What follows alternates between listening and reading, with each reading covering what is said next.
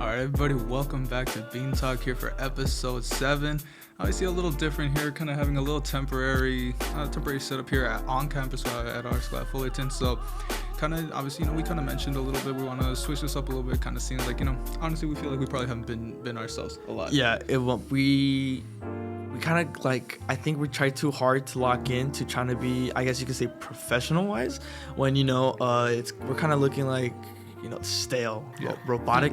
This was a talk we've been meaning to have for a while, and we're just discussing some switch ups we can do. Obviously, we do have a lot of new changes to coming to the actual channel and the episodes, which we will get to discuss as obviously another day when we get to do that. But as for Bean Talks, we're gonna change it up a little bit. This is gonna be hopefully the setup for now on. Obviously, this month of December, closing up with finals coming up for us, and then our break is close by, and there's gonna be obviously family issues. So we're gonna see how we're gonna able to be roll with that. But for sure, once school starts back, next year for us, this is for sure gonna be the setup. And obviously, quality is a little iffy still because we're on Zoom. Until we can actually get a decent setup, then we'll go from obviously, there. like you said, right now just on Zoom. Hopefully, we can actually get a camera. Maybe if we do it, if we do it on our phones, get a tripod. Obviously, that's a little better quality. So, it's a lot of a little guess and check here. We'll see what works. We'll see what's figure out. And as for content, of course, it's also that we want to change it up a little bit. Obviously, here we kind of just been running down just news, kind of just a lot of what we've already done in our Sunday video. So now here, kind of break it up into 2 specific segments. We're gonna want to talk about how the league, just kind of go off the dome, kind of just a little conversation. I mean, look, we talked about this. We have a lot of just dumb conversations as a whole about the league, so we kind of just want to bring that on camera. That's what the whole point of this was, and we haven't really been doing that as much. So now we're kind of want to actually incorporate that, maybe get some hot takes in there at the end. So let's just get it started right here. Obviously, one of our main things that we really want to get involved here is, the playoff picture is really starting to come together. The wild card races, more than anything, are really, really heating up. So, especially in the AFC, which we will go over and to start with, which is this is the conference that really everything's kind of building up. Obviously, we see after the Ravens win against the Los Angeles Chargers, they are holding the 1 seed right now with just the Chiefs just back 1 win right now. They have same losses, 3 losses both teams. So now all the top 4 teams right now. Yeah, all the top 4 teams, especially they all have 4 losses, but for the 1 seed, I mean, look at the Jacksonville and the Chiefs, they still have the potential to get that 1 seed. But with the way Baltimore's been playing, I wouldn't have too concern of the way they were playing the second half. Lamar in that offense wasn't really producing as much against that Chargers defense, and that defense of the Chargers is not the best as they're looking at. Herbert's I have my rant on Herbert, but really, what more can you do? If we're really being honest, I think the Chargers kind of falling off the map in the playoff race. I mean, look, obviously they were. This was a big take for me. I really thought Herbert was going to make more of a leap. I mean, obviously he finally led the Chargers to the playoffs last season, and that the big choke. I mean, sure, he could have done more, but his defense really let him down as a whole. And Brandon Staley's coaching style, we already talked about that long enough, but. Realistically, I had them as my 6. I expect them to really make a big jump, and clearly that hasn't been the case. Reports already are out. Staley's going to be fired. We would have wanted him to be fired. Probably see this week, last week already to be fired. But obviously they're probably going to have to wait until the end of the season. We will wait and see. But I mean, to talk about, I think the big thing that we really should be talking about is the wild card race, and obviously for both conferences. Obviously, right now keeping the AFC, we have heavy competition to even just the 5 through the 7. Yeah, a lot of teams that are not even in the playoff picture right now, they still have a potential to make this run. I mean, mathematically wise, especially looking at 2 teams, really the Bengals and the Raiders, they still have. But if we're really being honest, if we want to be realistic, no. Is it impossible for them to make the playoffs? Yes, without a doubt. Just looking at these 2 teams, but obviously mathematically, it could say a lot about all these teams. I know you don't. Obviously, for the Bengals, it's the Burrow situation. Yeah. Obviously, it's pretty bleak. I don't really think whether it's Jake Browning or AJ McCarron, that's kind of looking a little iffy for them. But for the Raiders, I've said this multiple times. It's kind of already to that point that they're trying to build for next season. If Antonio Pierce is going to be that guy that they do want to build a culture around, hopefully they do. They don't do the same thing that they did with Bisaccia. They could be in a great position to start building next couple years. But right now it's just try to build a culture, try to start forming that culture, set the groundwork for it, and they could definitely be a force to be reckoned with in the future. But that division is looking really salty right now, so there's just a lot to look at there. But I mean, obviously, let's talk about the AFC South. This division was obviously, it was expected to kind of be a cakewalk for the Jaguars. Obviously now, with the prevalence of CJ Stroud, they're definitely even making the case that they could be jumping up to take the Jaguars over. And obviously from the start, this division was expected, they're just going to be the 4th seed. If they make some noise, maybe. But right now, obviously, the Jaguars are the 3 seed. They have the same record as the 2 seed, only half a game behind the Ravens for the 1. This division could possibly be fighting for a 1 seed. Yeah, because in the beginning of the season, it looked like Jacksonville was really going to get away with this division. I mean, realistically, their only competition from, the first couple of weeks, it was really, if you really want to think about it, it was really the Colts. I mean, even though, with Anthony Richardson, it's a lot of what ifs, a lot of hypothetical situations. If Anthony Richardson was, still playing without that injury, he could, they could have been in a huge race for that, especially with the Texans. And obviously with, how the Titans, they're really depleted after this season with the whole Tannehill situation of him not being, a suitable quarterback. And, Will Levis getting the star, that one game wonder. And, he's just not producing as much as he is. But, a lot of culture change needs to happen there as well. Of course, I really kind of jumped the gun on that. Yeah. I was, obviously that big 3-touchdown game to D-Hop, I really did expect, maybe Will Levis could be cooking something up, but, it really was kind of just, the beginner's luck, obviously kind of something we saw with Josh Dobbs, which we'll get into in a little bit, but, they still have a lot of time, definitely Tannehill's going to be out in their situation, but, they do have in their back pocket, whether it's Will Levis or Malik Willis, both of them don't really look like the greatest options, if we're being honest, but they could have time to develop. We never know. There's always been so many late bloomers in this league. Obviously guys that you never expected. Obviously guys like Brock Purdy. So it's definitely Brock Purdy really made a huge impact to that Niners team. Obviously we had our little shits and giggles about him with the whole system quarterback allegations, but he's starting to pick it up, which we'll go over when we get into the NFC. Which, sure. And if we can, might as well just get into the NFC because it's that just. Bouncing right off into that because it's not just a wild card now. Obviously, the 1 seed, especially the 1 seed, it's very at stake here. A lot of teams can get this 1 seed. And obviously, this upcoming game, it's the Eagles and the Niners. That's definitely going to be probably the biggest one to really get into. And just going back to what we just said about Brock Purdy, that's definitely, sure, we still can't say necessarily that system quarterback narrative kind of lives on, but. In the Niners system, it doesn't matter. He's been able to carry out the system, and maybe someone else couldn't have, and he's kind of been the guy that, he worked out. Obviously, we know. Garoppolo did work out for the most part, but he did hold him back. If we're being honest. But that's the thing with Garoppolo, and we've talked about this many times last year when we first started this with Garoppolo, and I think anyone who knows, and I think in the Super Bowl 53, 4 with the Chiefs. I get those mixed up after 50. I'm so sorry about that, but we clearly saw that really showed its true colors, and that's what everyone was really expecting. Like thinking about that last minute drive that could have won. They were up 10. Emmanuel Sanders. Yeah, they were up 10. I believe it was like under like 7. About 10 minutes left in the like 10 minutes left in the fourth quarter. Had a 10-point lead. Mahomes threw a pick that pretty much could have sealed the deal. And we see Jimmy Garoppolo. All he had to do was just drive the ball down, chew some clock, get the run game going, and that really showed it. Garoppolo gets carried. He had a pretty decent run game, especially that monster defense he had and the weapons he did. And that's something that we really see now that he went onto into the Raiders. Yeah. Which now he didn't have a great team behind his back. Yeah. He obviously struggled mightily, and obviously that's why he's out. That's why they're charting out Aiden O'Connell. And that's why I really saw in the Packers game. I think it was the Monday nighter, if I'm not mistaken. Yeah, the Monday nighter when they played the Packers. That's what I was really showing because I had my bets on the Raiders defense. How they're not really as good, especially with Carr's tenure since he was drafted in 14. Yeah. They've always had a bottom like 28-32 defense, and with Jimmy G coming back, everyone kind of expected him. Let's be realistic. Jimmy G was not going to do anything, but with that defense of the Raiders that was stepping for the most part, sure, it was a pretty mid depleted Packers team, but defense was doing his job getting his turnovers, and inside in the red zone, Jimmy G wasn't able to capitalize. It was mainly a defensive battle, was really bailing him out more. Then obviously, shows more that, especially him not getting Devontae Adams involved with the frustrations. It just really showed a lot with that Niners team. Now we're going back to Brock Purdy. He's the complete opposite of that. He's actually being able to put it where he really needs to do. Defense, obviously still monster defense behind his back, but Brock Purdy, he has the weapons behind him. That's the thing, you get those weapons behind him, and sure, the whole narrative was, when those weapons went down, Trent Bridge, not Trent. They're star line. Trent Williams. There we go. When Trent Williams went down, obviously they were out with Debo, and McCaffrey was a little hampered by that injury.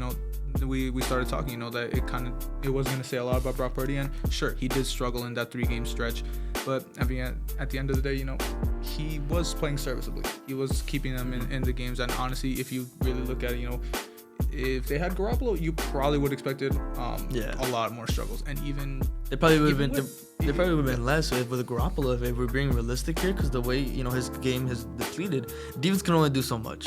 Let's be real here. I mean, look at the Jets team. Their defense can only do so much with an offense that cannot produce for jack shit. You know, Sauce Gardner, DJ Reed, Quinnen Williams, they really can't be doing much. They're getting so much stops, and I've been saying this, you know, they're in close games because of that defense, but with Zach Wilson not being able to produce, and obviously Tim Boyle, that's most likely going to get the start for the remaining of the season, that's not going to be worse. You're benching mid for mid.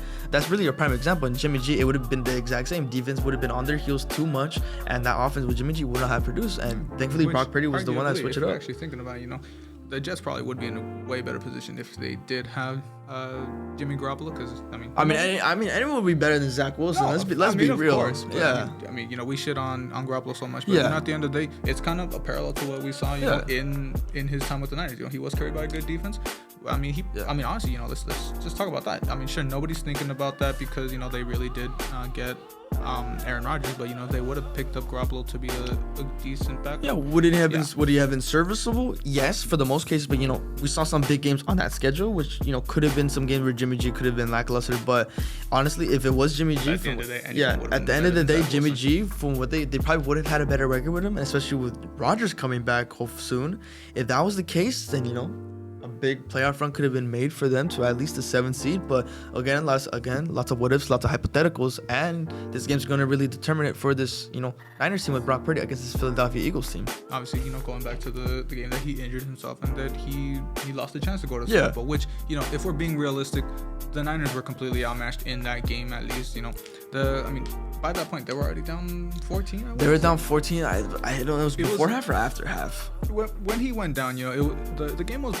Yeah, regardless of it was over. You know, you can already talk about, you know, the situation. I mean, sure, you know, that catch for Devontae Smith, that probably wasn't a catch, but you know, that kind of set the tone for them. Say what you want. At the end of the day, you know, the Eagles were outmatching the Niners, but of course, this is a different team. The Niners definitely look stronger at this point. People have their own reservations about the Eagles. I know you, of course, have your. I mean, sure, you know, their defense is definitely. They've been pretty subpar. They've been picking up for the most part, specifically that secondary. I mean, that's really the reason that defense has been very depleted and why they've been in such close games with, you know, mediocre teams that you would expect to blow out the water. But they've really been making a big step up, especially in this Chiefs game. Sure, you can say that they got bailed out again because, you know, Marcus Valdez a wide open catch, but for the most part, they've been picking up. Pass rush is still the same, and then that linebacker core, you know, that's really the heart of the defense right there. And that's what you think about, what, you know, that pass rush core that, you know, they lost Javon Hargrave to the Niners, and you know, you probably would have expected that to be the position group to be losing more of the production, but you know, doesn't look like they lost too much with Hargrave. But obviously, you know, this is going to be a nice little revenge game for him. See how much production he can get, and I mean, you know, the main thing about the Eagles that we think about, you know, they haven't played their best game yet, and this is a big thing that, you know. This is going to be the game to really determine it. You definitely want to see them play that best game. You know, they haven't played a complete game. Obviously, you know, you're saying they're not blowing teams out of the water, teams that they probably should have by this point. And, you know, if they actually can do that against the Niners, that really will solidify themselves as that top team. Because, you know, right now, I mean, I wouldn't say, you know, I probably wouldn't put the Lions in there right now because of the, you know, their recent struggles. But, you know, I would definitely say Eagles, Niners, and Cowboys, you know, right now they are, you know, the 3 top dogs you could definitely say, you know, are the big contenders. Yeah, especially in this NFC East. I mean, you can make the argument for both conferences, but, you know, the AFC is pretty stacked with the Chiefs, Ravens. And so it's gonna be pretty tough one to the side there, but you know, like you know, backtracking to still with the Niners and the Eagles, it's still gonna be a game for Jalen Hurts to see if he can produce against a high-powered defense. We saw against the Jets game that he went up against a top defense, arguably a top defense from that time, and you know, he struggled. He I think it was the field goal that got him up 16-14, and Hurts, you know, final drive under a minute, he had to drive, I think it was under a minute if I'm not mistaken, or a minute and a couple more seconds, not too sure on the timestamp, but you know, he had the chance there, and that defense really got to him. And you know, this Niners team with a great defense and a great team all around on offense, this is really going to be a lot of potential for Hurts. And obviously this for once I'm going to be rooting for the Niners because for seeding potential. And you know, speaking of seeding potential, now back to my Cowboys on you know, our remaining strength of schedule, which, you know, I kind of talked about it a little bit in our recap, but this is where I'm kind of got to more elaborate on this. You know, we have a game against the Seahawks today. Whether or not this video gets out before the game or after the game doesn't really matter, but this game with the Seahawks, they're still 6-5. They're still a winning team, and this is another team that we should not take lightly. They won't be. Yeah, honestly, hopefully they'll be a 500 team after this game, and Dak Prescott once again has another masterclass with CeeDee Lamb, and that Micah Parsons absolutely destroying that Seattle online. But obviously not gonna get too cocky, just being a little here and there. You see it going against 41-year-old Jason Peters. Yeah, Cowboys legend Jason Peters. But it's just it's a lot, and really looking at the strength of schedule with the Philly loss today and a win with today we'd be tied with the 49ers in the record and would be one game behind Philadelphia. But this is still asking for a lot, because realistically we'd still be, I say 2, but realistically 3 because of the losses. We'd have another loss more than Philly, and other competition would really just be the San Fran and Detroit for that 1 seed, because realistically it's there. South, I mean, look, the Falcons are at 5-6. I really don't care about the South. Realistically, we would be visiting the South right now. Yeah, nobody cares the South. Someone's probably going to win that division with a losing record, if we're being honest. Yeah, I mean that happened with the NFC East in 2020. But really, first off, this is gonna be we need to win, especially at home, and we're undefeated at home, and that's where Dak really gets most of the blowout games at home. That's just really the atmosphere. I mean, let's get into that. It is that strength of schedule that we are gonna talk about. And right now, you guys are getting into that stretch. We are getting in our final stretch of the You just played the Eagles, and I will say, you lost, but it was a great game. Yeah. So I mean, that's a great sign for them, because the whole narrative is they only beat up on bad teams. Well, you played really good against the Eagles, so that's a great sign to see there. The only other sign was that Niners game, but that was a different team. We will be honest, it was the start of the season. The team has changed from that point, but now you're gonna go against teams like the Bills, which they are struggling, but the way they played the Eagles, that's definitely cause for concern that maybe they will be back. And of course, a return game against the Eagles in a couple weeks, and the Dolphins. Yeah, the Dolphins, which you two are on the same boat. Can't really be good teams, only beating up on bad teams. So we will see what happens there. But I definitely do think this. I mean, as much as I think the Cowboys are heavily gonna outmatch the Seahawks, I think this game is gonna tell a lot. I mean, by the end of the season, I honestly believe that the Seahawks team will be one of those teams that will be below 500, and it's gonna be one of those games that guys look back on to like, hey, same narrative for the Cowboys. Yeah. Because I mean, right now let's just stay in that division. The Rams are kind of bouncing back into that spot. I mean, I kind of went back into that just a little bit in the recap. Yeah. And I mean, look, 5-6 right now. We hold the tiebreaker against Seattle after we swept them, and right now Minnesota is looking pretty iffy. The only big issue for me right now is that loss to the Packers, which because we had to throw out Barrett Rippon, it was an absolute shit show. So that, I mean, if it comes down to tiebreaker implications, we will be screwed there. But I don't have too much hope that the Packers will maintain the success. I mean, all love to Jordan Love. He has been playing phenomenally ever since. He's been stepping up for the season. Start. Yeah, he's been stepping it up, and he was one of the guys I was really hyping up this offseason, and with the better than my Justin Fields take. Yeah, let's not talk about that take, man. I still look. I had my take on the Broncos, but now that they're actually progressively getting better. We both had them at the 7. Yeah, we both have them at the 7, and it's realistic that they can be at the 7. So that's why my decision, my Russell Wilson take was correct for the most part, but it's fine stepping in. He played solid throughout the season. He's been playing solid, but that Justin Fields take, it was pretty absurd, but still. If we think about throughout the regular season last year, he did show potential. That's without a doubt he did. I did see, but obviously right now, I mean, sure, who knows? I mean, he played a really good game against the Lions. You never know for the future, but obviously this season it was probably an outlandish take.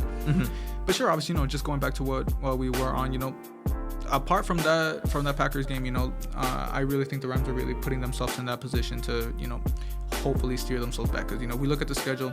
The only for sure, I mean, I don't want to look at it like this, but the only game that I think will for sure drop is week 18 against the Niners, which hopefully we shock the world and we can put ourselves in a position to win that game. It's usually a close game regardless, but I mean, I'm really expecting. I mean, look, right now, the Browns game coming up, they probably are going to be without Myles Garrett, so that defense is going to be depleted.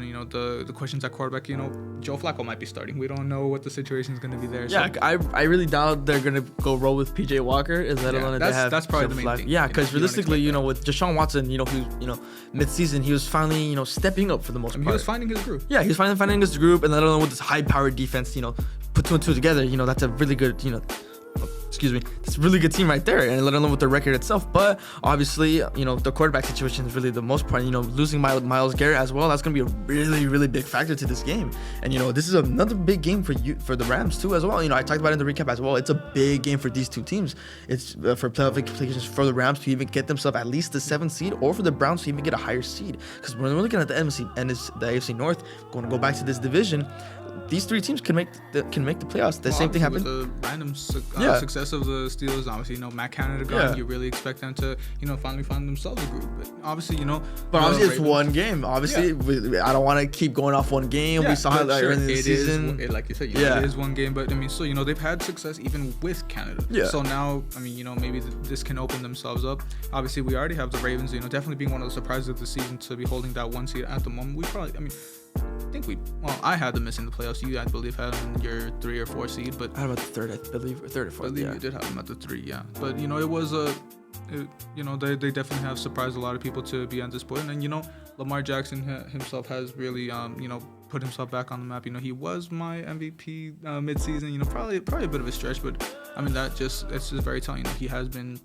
able to pick himself back up after a lot of narratives have been pretty. Not that nice to him ever since the last couple seasons after his MVP, which he was even scrutinized from that MVP season. So that's another thing to get into. But regardless, the Browns really are. This game is going to be crucial for the Browns, but also for the Rams. Yeah. This is a game that tells you, because at first I saw this game as a definite loss just because of that stout defense and the way the Rams were looking. But now obviously you look at that game and there's very easy games if you look at playing against the Giants and the Commanders coming up. They're all very doable wins. I would definitely say they are winnable. The only game that I do worry about is that Ravens game, of course. I would say that Commanders game would be another one to think. Because Sam Howell, that's honestly honestly Commanders. That's just I had him still 3rd in our division, but Sam Howell, he could potentially he's been up there. It's just the coaching, the play calling. Unless you get him like that game against the Bills, which that was his only outlier. That he played like shit. But overall, somehow does play up to competition. It's just the team around him that he has no pieces around him. That's the thing they're struggling with. Sure, he's got serviceable receivers. It's just Scary Terry, Jahan Dotson, but Terry McLaurin kind of just hasn't. He's been having a regression. He's been having a regression lately, which is something to kind of. Look into. And you probably, it's arguable he might be on a different team by the next year, which that could be another topic to get into later. But sure. I don't want to jump ahead of myself, but at the end of the day, as good as the Commanders have been looking against some high-powered opponents, the game doesn't worry me too much. But I'm not gonna get too far ahead of myself. Yeah. Obviously, there's that game. There's the Saints game that Derek Carr being bipolar. You never know if he's gonna come out and give you a masterclass. So I'm also just really expecting. Hopefully a win there. I will be at both of those games, so hopefully I actually get to witness them. You better hope Andy Dalton doesn't start, where I call a masterclass like I was doing most of the time last season. Called about 2 masterclasses. And Still called it. Which you called? I did call more. I did have a better. You called the Rams game last season. Exactly. I called it, and I did have a perfect record of calling a disaster class. Obviously little banter here and there, but I'm just saying, if Andy Dalton were to get the start, he won't. Because if it's not gonna be him, it's probably gonna be Jameis. No, yeah, most likely, yeah. But look, apart from that and the Niners game, like I said, but. At the end of the day, that first game against the Niners, that was close too. So very close game, very surprising. This team has improved a lot since that game. So I definitely do. Even that game is, But the Niners team has also improved as well after that last week. So obviously it evens out. It goes both ways. But but that just tells you, it's definitely gonna be a great game to close out the season. It's just down, and what kind of Lamar Jackson you're gonna get. I forget what week we're playing, but when we head to Baltimore, it's going to be definitely another great game there. If you get MVP level Lamar, then that's gonna scare me. But if you get that pretty average Lamar, you never know what you're gonna get, because just what we're saying. All these games are gonna have crazy implications. We could see a completely different wild card picture by the time we get there. Obviously, a lot of big surprises that we already got into, and a lot of big disappointments, to put it that way. Yeah. But of course, that. Oh no, I'll get you. Yeah. So obviously, we had some pretty, very good things to talk about. Not necessarily just specific things. Obviously, jumping around, kind of just freeballing. I guess in a way, kind of, be our. Which it probably was a little messy for our first episode, but I mean, it was a little messy, but our setup's not too perfect. We're kind of unprepared for this, was but a little last second type thing. Yeah, but honestly, this is kind of better than just being in the car in the hot ass car and just talking about whatever. But honestly, obviously, there's always room for improvement. Yeah, there's always room for improvement. This is kind of, just I guess I already lost the train. The word. What the heck's the word? Like the fur. Well, whatever the word is, it'll probably come back to my mind. But yeah, this is just gonna be the prototype. There you go. Okay. So this could just be the guinea pigging it. Yeah. In a way, yeah. This is kind of just a prototype for now. Obviously, room for improvement. We can get the stuff from there, and I feel this bean talk going forward. Obviously, this month. Technically this month when it's in December, Bean Talk's gonna be a little bit more slightly different just for that month. Obviously, coming holiday week, I will be holiday month. I will be out of the country for about like 2 weeks. Which this will be thrown. I mean, it will be thrown off a little bit that we won't be able to be the in person that happened last year when I was there. We still got the videos up, but obviously it'll be a little different. This is a little different just because now we actually wanted to do something in person. But we'll get it done regardless, and we'll have one video that's gonna be back to an old type format. But we are gonna be trialing and airing this format. We're gonna see what works, and hopefully sooner or later we will have a set way to do this, and just hopefully actually get it working, because obviously we the more we fix things up, obviously we will see a little more growth, and obviously we want to just that conversation we did have recently, we want to just be ourselves for this. Yeah, it was a talk we really, like I said in the beginning, it was a talk we really needed to discuss for a good 20-30 minutes on the way home. But I think it's a good thing we did have that, so kind of switch up the whole routine a bit. But we'll have definitely just positive changes to this channel, positive to actually bring our uniqueness, because I mean obviously like I said too, we before we even had this, I mean just off camera, we can honestly say we're definitely a lot different. Yeah, way completely. Like, sure, we be saying some atrocious ass takes, but we make it make sense. We can make it. Ways of entertainment. Yeah, we make it make. I guess Gardner Minshew could run away with the MVP this season. I can elaborate on that. Which a lot of jokes, but of course it's just for the funds, and that's just what the reason we started this, and that's why we want to take this, and where we want to actually be able to grow this our way, and hopefully we will do that at least by the end of the season. We can finally start forming this into what we really wanted, now that we actually kind of had a way to actually bring it to each other's attention, that we kind of have some things to change. But obviously, thank you guys for sticking around for this long ass rant. If you actually did stay around for this was obviously a little longer because we just decided to introduce a lot of things. But of course, thank you guys for staying. Hopefully you guys can stick around for the next couple, see how we transform this channel, hopefully to get a little more of ourselves out there. Hope you guys can like and subscribe if you're new. Thank you for watching. We'll see you guys real soon.